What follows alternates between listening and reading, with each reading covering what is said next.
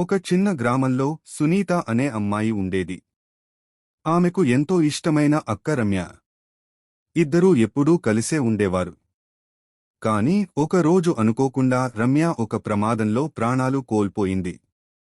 ఆ సంఘటనతో సునీత పూర్తిగా కృంగిపోయింది. కొన్ని నెలల తర్వాత సునీత ఇంట్లో విచిత్ర సంఘటనలు జరగసాగాయి. అర్ధరాత్రి తలుపు తట్టే శబ్దం వినిపించేది. సునీత, తలుపు తెరువు. నీ అక్కనే అని ఓ మృదువైన స్వరం పిలిచేది. సునీతకి అక్క స్వరం గుర్తొచ్చి తలుపు తెరవాలనే అనిపించేది. కాని తల్లిదండ్రులు ఎప్పుడూ అడ్డుకునేవారు. ఒకరోజు సునీత తల్లిదండ్రులు ఇంట్లో లేని సమయంలో అదే స్వరం మళ్లీ వినిపించింది. సునీత తలుపు తెరిచేసరికి బయట రమ్య లాగా కనిపించే ఒక రూపం నిలబడి ఉంది. తెల్లని చీరలో, ముఖం కాంతులీనుతూ కనిపించినా కళ్లలో మాత్రం ఒక వింత ఎర్రని వెలుగు మెరుస్తోంది. ఆ రూపం ఇంట్లోకి అడుగుపెట్టింది. నిన్ను వదిలి నేను వెళ్ళిపోలేదు సునీత. నిన్ను నాతో తీసుకెళ్లాలని వచ్చాను అని చెప్పింది. అప్పుడు సునీతకి అర్థమైంది, అది నిజమైన అక్క కాదు. అక్క రూపంలో వచ్చిన దెయ్యం. సునీత గుండె జారిపడింది. ముందు తలుపు దగ్గర నిలబడి ఉన్న అక్క రూపం ఒక్క అడుగు లోపల వేసింది. ఆమె నడిచే ప్రతిసారీ ఇల్లు మొత్తమూ చల్లగా మారిపోతోంది. అక్కా, నిజంగా నువ్వేనా అని సునీత వణుకుతూ అడిగింది. ఆ రూపం నవ్వింది. అది రమ్య నవ్వులానే ఉంది, కాని ఆ నవ్వులో ఒక భయంకరమైన మార్మికం దాగి ఉంది. నువ్వు నన్ను మరిచిపోయావా సునీత? నేను నీ అక్కనే. నువ్వు నాకు తోడుగా రావాలి. నేను ఒంటరిగా ఉన్నాను అని మెల్లగా చెప్పింది. సునీత వెనక్కి తగ్గింది. కాని ఆ రూపం ఒక్కసారిగా పొడవైన చేతిని చాచి సునీత చేతిని పట్టుకుంది. ఆ స్పర్శ మంచు ముక్కలా చల్లగా ఉంది. సునీత భయంతో వదిలే అని అరిచింది. కాని అరిసరికి ఆ దెయ్యం గదిలోని అద్దం వైపు చూపించింది. అద్దంలో సునీతకు కనిపించింది రమ్య కాదు. రక్తంతో తడిసిన, కళ్ళు లోపలికి పోయిన, జుట్టు చెదిరిన భయానక దెయ్యం రూపం. నన్ను వదిలేసి నువ్వు సంతోషంగా జీవిస్తావా సునీత? నువ్వు నా తోడు లేకుండా ఉండలేవు అని అరుస్తూ ఆ దెయ్యం దగ్గరికి వచ్చింది. సునీత ఆపదలో ఏం చేయాలో అర్థం కాక గది తలుపు మూసి బయటికి పారిపోయింది. బయటకు రాగానే గాలి ఒక్కసారిగా గట్టిగా వీచింది. వెనుకనుంచి దెయ్యం స్వరం మళ్లీ వినిపించింది. సునీత, నువ్వు ఎక్కడికి పారిపోయినా నేను నీ అక్కనే. నీతోనే ఉంటాను. ఆ రోజు రాత్రంతా సునీతకి నిద్ర పట్టలేదు. తల్లిదండ్రులు రాగానే విషయం చెప్పాలని అనుకుంది, కాని ఒక అనుమానం కలిగింది. తల్లిదండ్రులు కూడా ఆ దెయ్యం ప్రభావంలో ఉన్నారా? లేక తనకే కనిపిస్తోందా? ఆ రాత్రి సునీతకు ఒక్క క్షణం కూడా నిద్ర రాలేదు. కళ్ళు మూసుకుంటే ఆ రక్తపుటేరులా కళ్లతో ఉన్న అక్క రూపం మళ్లీ మళ్లీ గుర్తుకొచ్చేది. తెల్లవారగానే తల్లిదండ్రులు ఇంటికి వచ్చారు. అమ్మా, నాన్న, నిన్న రాత్రి రమ్య అక్క వచ్చిందమ్మా. కాని ఆమె రూపం చాలా భయంకరంగా ఉంది. అది నిజమైన అక్క కాదు, దెయ్యం అని సునీత ఏడుస్తూ చెప్పింది. తల్లి ఒక్కసారిగా గట్టిగా శ్వాస తీసుకుని, మేము కూడా ఆ రూపాన్ని చూశాం సునీత. కొన్ని రోజుల నుంచి ఇంట్లో ఆడది లాంటి నీడ తిరుగుతోంది. మన రమ్య మనల్ని వదిలిపోలేదు. ఆమె ఆత్మ శాంతించలేక తిరిగి వస్తోంది అని చెప్పింది. సునీత ఇంకా వణుకుతూ, కాని అమ్మా, ఆమె నన్ను తనతో రావాలని చెబుతోంది. నన్ను వదిలిపెట్టట్లేదు అని చెప్పింది. ఇది విన్న తండ్రి కంగారు పడిపోయాడు. ఇది సాధారణ ఆత్మ కాదు. మన మీద పగబట్టి అక్క రూపం ఎత్తుకుని వచ్చిన దెయ్యం కావచ్చు అని అన్నాడు. ఆ మాట విన్న వెంటనే గది తలుపు గట్టిగా మూసుకుపోయింది.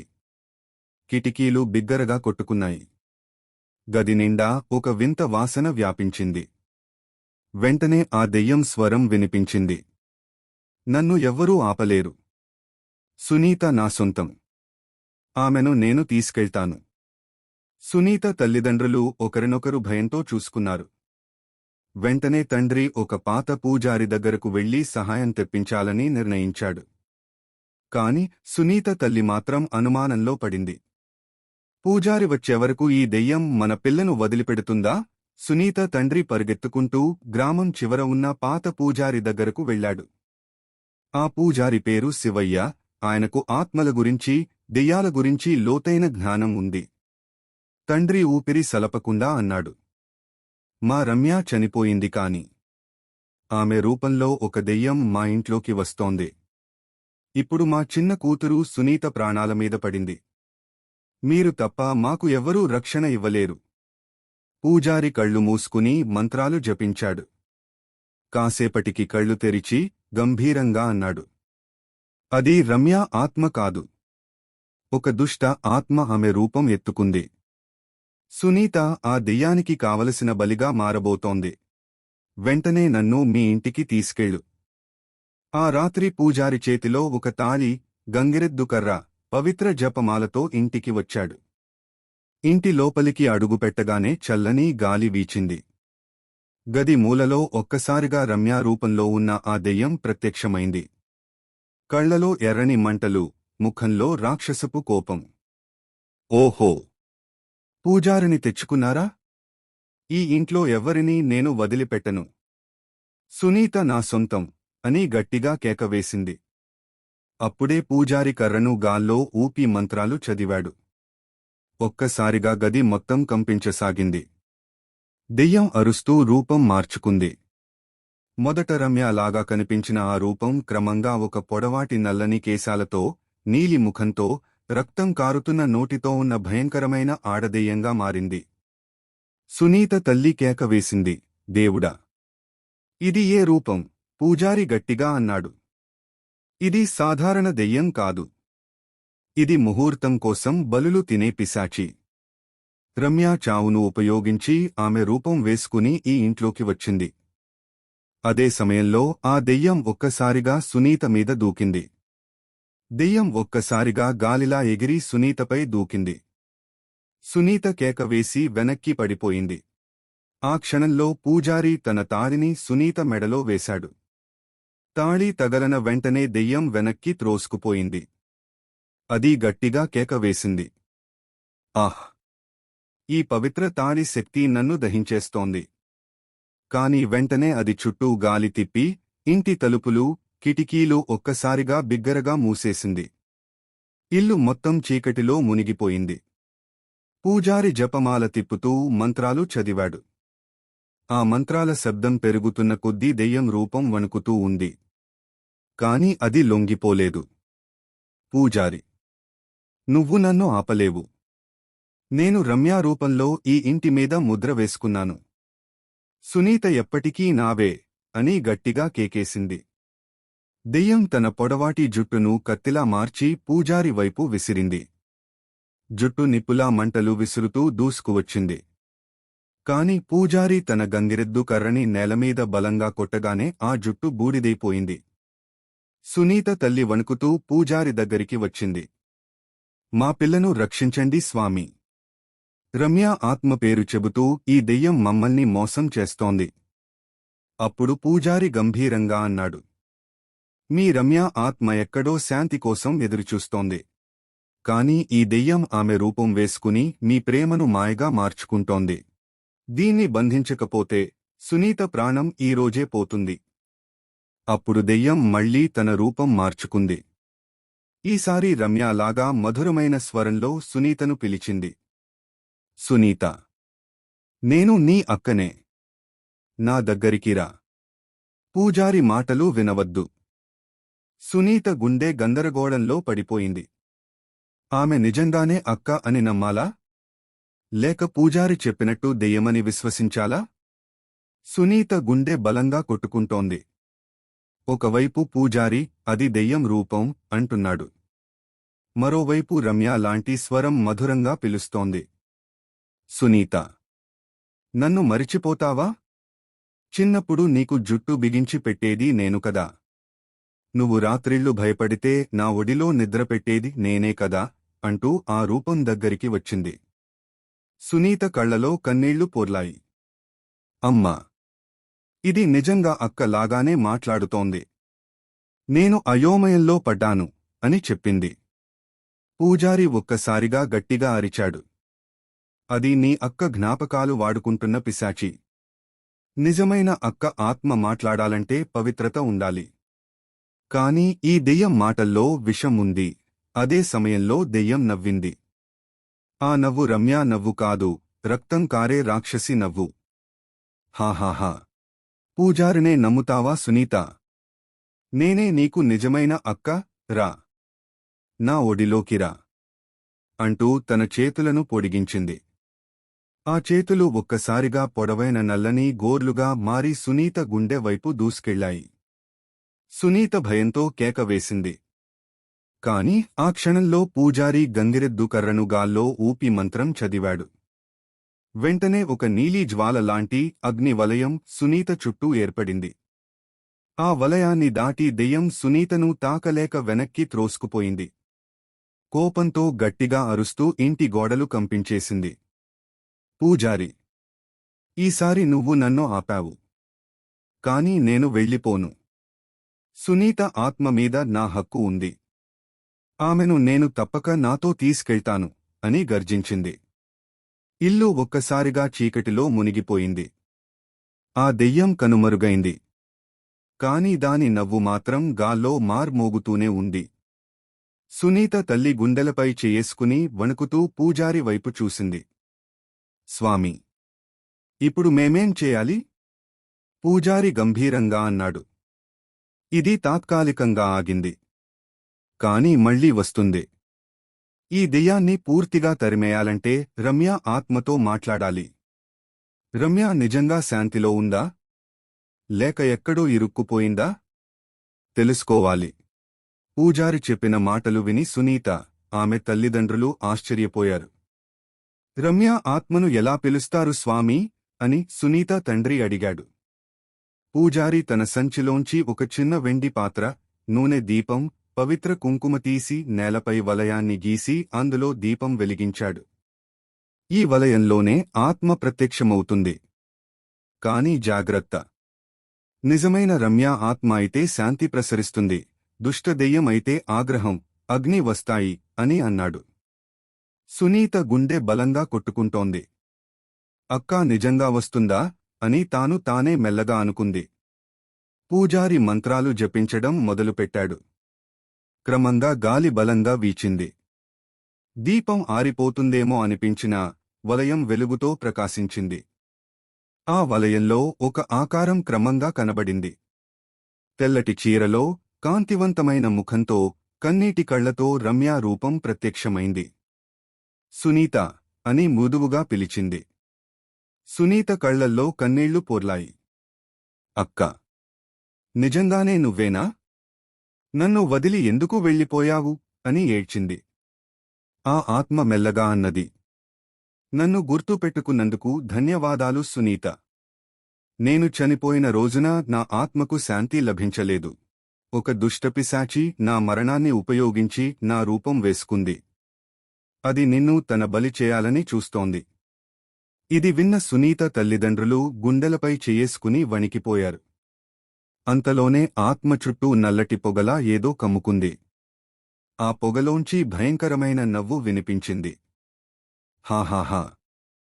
నేను ఇంత సులభంగా పోతాననుకున్నారా? రమ్య ఆత్మను కూడా నేను వదిలిపెట్టను. ఇప్పుడు ఈ ఆత్మని, సునీతని నాతో తీసుకెళ్తాను. అది మళ్లీ పిశాచి రూపంలో ప్రత్యక్షమైంది. ఆ క్షణంలో గది మొత్తం చీకటితో నిండిపోయింది. రమ్య ఆత్మను కట్టేసి లాగడానికి ప్రయత్నించింది. పిశాచి పొగలాగా వ్యాపించి రమ్య ఆత్మను చుట్టేసింది. రమ్య కేక వేసింది. సునీత, నన్ను రక్షించు. లేకపోతే నేను శాశ్వతంగా బంధించబడిపోతాను. సునీత గుండె చీలిపోయింది. ఆమె ముందుకు పరుగెత్తబోతే పూజారి గట్టిగా ఆపాడు. వలయాన్ని దాటి వెళ్లవద్దు. పిశాచి నిన్ను పట్టుకోవడానికి అదే ఎదురుచూస్తోంది. పిశాచి కేకేస్తూ గర్జించింది. పూజారి, నీ మంత్రాలు నన్ను ఆపలేవు.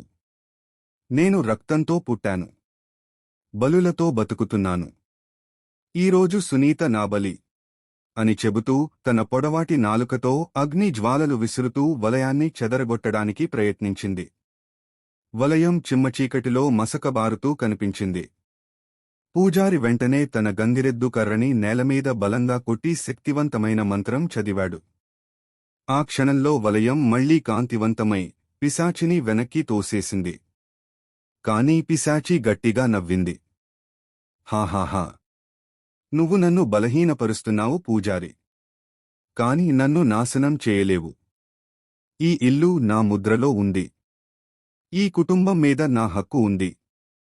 సునీత ధైర్యం తెచ్చుకుని గట్టిగా అరిచింది. అది నా అక్క రూపం వేసుకుని మమ్మల్ని మోసం చేసింది. నిజమైన రమ్య ఆత్మ ఇక్కడే ఉంది. మేము నీ వలలో పడము. ఆ మాట విన్న రమ్య ఆత్మ కాస్త వెలుగుని ప్రసరించింది. ఆమె స్వరం మృదువుగా వినిపించింది. సునీత, నీ విశ్వాసమే నన్ను కాపాడుతుంది. పూజారి చెప్పినట్టు నా పేరు 3 సార్లు గట్టిగా పిలువు. నేను బంధనం నుంచి బయటపడతాను. సునీత భయంతో వణుకుతున్నా ధైర్యంగా కళ్ళు మూసి గట్టిగా అరిచింది. రమ్యా అక్క, రమ్యా అక్క, రమ్యా అక్క. అదే క్షణంలో వలయం లోపల ఒక ప్రకాశవంతమైన కాంతి వెలిగింది. రమ్య ఆత్మ బంధనాల నుంచి బయటకు వచ్చి ప్రకాశవంతంగా నిలిచింది. పిశాచి ఒక్కసారిగా వెనక్కి తొంగి గట్టిగా కేకవేసింది. ఆహ్! మీరు నన్ను వంచించారు. కాని ఈ యుద్ధం ఇంకా ముగియలేదు. నేను తిరిగి వస్తాను అంటూ దట్టమైన పొగలా మారి కనుమరుగైంది. రమ్య ఆత్మ సునీత వైపు చూసి కన్నీళ్లు కార్చింది. నా చెల్లెలా, నీ ధైర్యం నన్ను రక్షించింది. కాని ఈ పిశాచి పూర్తిగా నశించేవరకు నువ్వు జాగ్రత్తగా ఉండాలి. ఇది మళ్లీ వస్తుంది. రమ్య ఆత్మ కాంతివంతంగా మెరవగా ఇంట్లోని భయానక వాతావరణం కాసేపు తగ్గింది. కాని పూజారి ముఖం మాత్రం ఆందోళనతో నిండి ఉంది. సునీత తండ్రి అడిగాడు. స్వామీ, ఆ పిశాచి మళ్లీ వస్తుందని అంటోంది. దాన్ని శాశ్వతంగా తరిమేయడానికి మార్గముందా? పూజారి గంభీరంగా అన్నాడు. మార్గం ఉంది. కాని అది సులభం కాదు. ఈ పిశాచి శక్తి మన రమ్య ఆత్మ మీద ఆధారపడి ఉంది. రమ్య ఆత్మకు శాంతి కలిగించకపోతే పిశాచి మరలా వస్తూనే ఉంటుంది. సునీత గుండె గిలగిలలాడింది.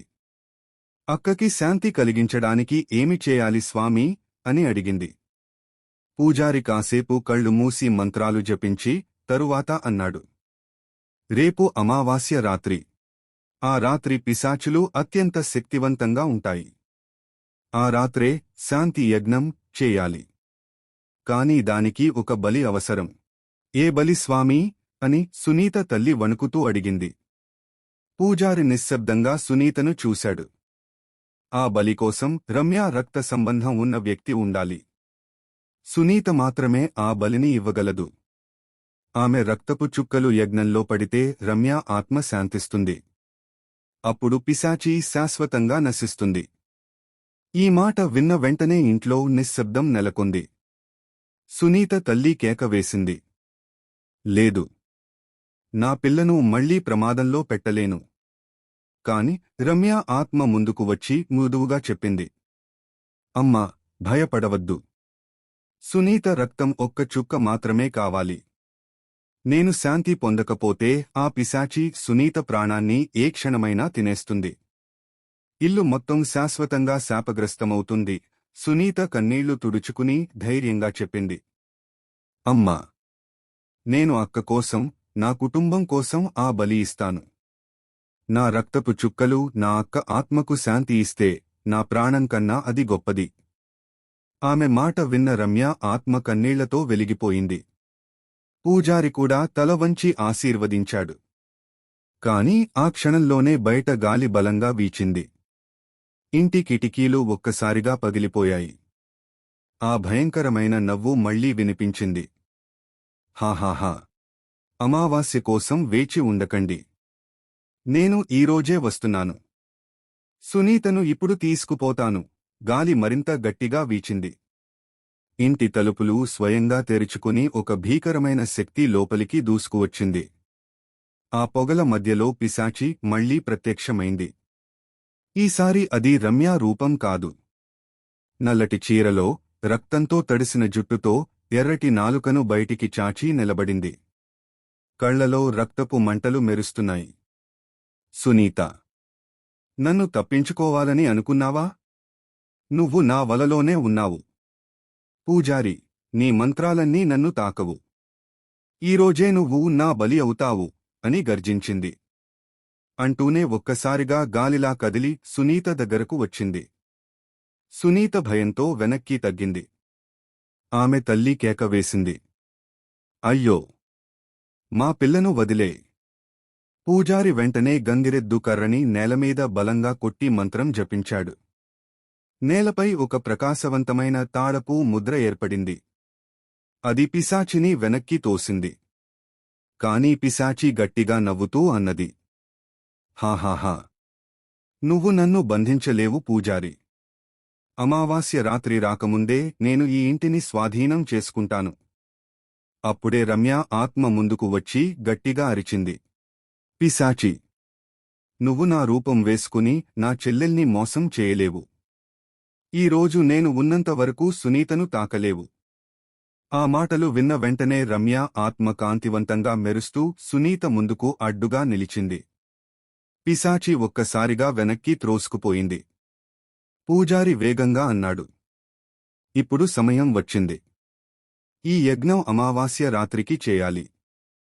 కాని అప్పటివరకు సునీతను కాపాడాలంటే ఆమెపై పవిత్ర తాడిసూత్రం కట్టాలి. అంతేకాదు, పూజారి రహస్యంగా ఒక విషయం చెప్పాడు. జాగ్రత్త! అమావాస్య రోజున యజ్ఞం చేస్తే ఆ పిశాచి తప్పక వస్తుంది. దాన్ని నశింపజేయాలంటే సునీత రక్తపు చుక్కలతో పాటు మరో ఒక త్యాగం అవసరం అవుతుంది. సునీత తల్లి వణుకుతూ అడిగింది. ఏ త్యాగం స్వామీ? పూజారి లోతుగా శ్వాస తీసుకుని అన్నాడు. అది ఇంకా మీకు చెప్పలేను. సమయం వచ్చినప్పుడు మాత్రమే చెబుతాను. కాని ఒక విషయం మాత్రం నిజం. ఆ త్యాగం లేకపోతే మీ కుటుంబం ఎవ్వరూ బతికి బయటపడరు. అంతలోనే పిశాచి అరుస్తూ చీకటిలో కలిసిపోయింది. కాని దాని స్వరం మాత్రం స్పష్టంగా వినిపించింది. అమావాస్య రాత్రి వరకు వేచి ఉండు సునీత. నేను తప్పక వస్తాను. రోజులు గడిచాయి. చివరకు అమావాస్య రాత్రి వచ్చింది. ఆ రాత్రి వాతావరణం భయంకరంగా ఉంది. ఆకాశం నల్లగా కమ్ముకుంది. గాలి వింతగా ఊదుతోంది. గ్రామం మొత్తం నిశ్శబ్దంలో మునిగిపోయింది. పూజారి ఇంటి బయట పెద్ద యజ్ఞవేదిక సిద్ధం చేశాడు. చుట్టూ పవిత్ర ముద్రలు గీసి నూనె దీపాలు వెలిగించాడు. సునీత వలయంలో కూర్చోబెట్టబడి ఆమె మెడలో పవిత్ర తాడిసూత్రం కట్టారు. సునీత తల్లి చేతులు వణుకుతూ ఆమె భుజాలను పట్టుకుంది. నువ్వు ధైర్యంగా ఉండు బిడ్డా. ఈరోజే నీ అక్క ఆత్మకు శాంతి కలుగుతుంది అని కన్నీళ్లు కారుస్తూ చెప్పింది. అప్పుడే పూజారి గంభీరంగా అన్నాడు. ఇప్పటినుంచి ఎవరూ వలయాన్ని దాటకూడదు. యజ్ఞం మధ్యలో ఏ శబ్దం వినిపించినా, ఎవరు ప్రత్యక్షమైనా అది పిశాచి మాయే. ఎవరూ కదలకూడదు. యజ్ఞం ప్రారంభమైంది. పూజారి మంత్రాలు జపించగానే అగ్ని వెలిగింది. ఆ అగ్ని లోపల రమ్య ఆత్మ క్రమంగా ప్రత్యక్షమైంది. ఆమె ముఖం ప్రశాంతంగా ఉంది. చెల్లెలా, నేను త్వరలో శాంతి పొందుతాను. నువ్వు ఇచ్చే రక్తపు చుక్కలే నాకు విముక్తి. సునీత కత్తి చివర వేలిని గీసింది. రక్తపు చుక్కలు అగ్నిలో పడగానే జ్వాలలు ఒక్కసారిగా ఎగసిపడ్డాయి. అప్పుడే గాలి గట్టిగా వీచింది. చీకటి కమ్ముకుంది.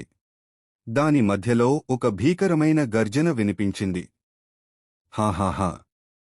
మీరు నన్ను మోసం చేస్తారని అనుకున్నారా? ఈ యజ్ఞం నాకు శక్తినే ఇస్తుంది. సునీత రక్తం నా బలి అవుతుంది. పిశాచి ప్రత్యక్షమైంది. ఈసారి మరింత భయంకరంగా 2 మీటర్ల పొడవైన శరీరం, రక్తంతో నిండిన ముఖం, పొడవాటి గోర్లు. అది వలయంపై దూకింది. కాని పూజారి గంగిరెద్దు కర్రను గాల్లో ఊపి మంత్రం చదవగానే ఒక అగ్నిగోడ లాంటి వలయం ఏర్పడింది. పిశాచి కేకేస్తూ వెనక్కి త్రోసుకుపోయింది. కాని గర్జిస్తూ అన్నది, నన్ను శాశ్వతంగా తరిమేయాలంటే ఆ త్యాగం చేయాలి. లేకపోతే మీ యజ్ఞం అసంపూర్ణంగా మిగులుతుంది.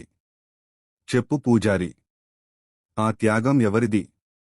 పూజారి గంభీరంగా తలదించుకున్నాడు. సునీత తండ్రి గట్టిగా అడిగాడు. స్వామీ, నిజం చెప్పండి. మా కుటుంబాన్ని రక్షించడానికి ఏమి త్యాగం చేయాలి? పూజారి కళ్ళు మూసుకుని గంభీరంగా అన్నాడు. సునీత రక్షణ కోసం, పిశాచీ శాశ్వత నాశనం కోసం. రమ్య ఆత్మే త్యాగం చేయాలి. ఆమె శాంతిని వదిలి తన చెల్లెల కోసం తన కాంతిని అర్పించాలి. ఈ మాట విన్న వెంటనే రమ్య ఆత్మ కళ్లలో కన్నీళ్లు కదిలాయి. సునీత గుండె ఆగినట్టయింది. రాత్రి మధ్యలో యజ్ఞాగ్ని మరింత ఎగిసిపడింది. పిశాచీ గట్టిగా గర్జిస్తూ వలయం చుట్టూ తిరుగుతోంది. ఆ చీకటి గాలి ప్రతి ఒక్కరినీ వణికిస్తోంది. పూజారి మంత్రాల మధ్యలో రమ్య ఆత్మను చూస్తూ అన్నాడు. రమ్య, నువ్వే త్యాగం చేయాలి. నీ ఆత్మశక్తి అర్పిస్తేనే ఈ పిశాచిని శాశ్వతంగా నాశనం చేయగలుగుతాం. లేకపోతే నీ చెల్లెలు బతకదు. సునీత కళ్లలో కన్నీళ్లు తిరిగాయి. అక్కా, కాదు. నేను నిన్ను కోల్పోవలేను. నువ్వు వెళ్ళిపోతే నేనెలా బ్రతుకుతాను? రమ్య నెమ్మదిగా నవ్వింది. చెల్లి, నేను ఎప్పటికీ నీతోనే ఉంటాను. నువ్వు నన్ను గుర్తుచేసుకుంటే నీ హృదయంలోనే నేను జీవిస్తాను. నీకోసం నేనిది చేయాలి. అంతలో పిశాచి పిచ్చిగా కేక వేసింది. హాహాహా, ఏ త్యాగం చేసినా నన్ను నాశనం చేయలేరు. సునీత రక్తమే నా బలి అవుతుంది. అది వలయంపై దూకి అగ్నిగోడను చీల్చేందుకు ప్రయత్నించింది. ఆ అగ్ని ఒక్కసారిగా కంపించసాగింది. అందరూ భయంతో కేకలు వేశారు. ఆ సమయాన రమ్య ఆత్మ గంభీరంగా అరిచింది.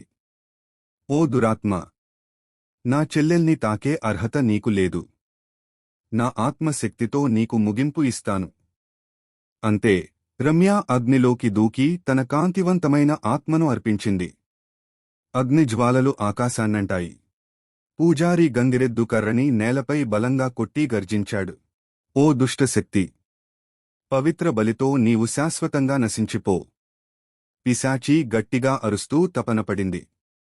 దాని శరీరం మంటల్లో కరిగిపోతూ భస్మమైపోయింది. చివరి కేక చీకటిలో కలిసిపోయింది.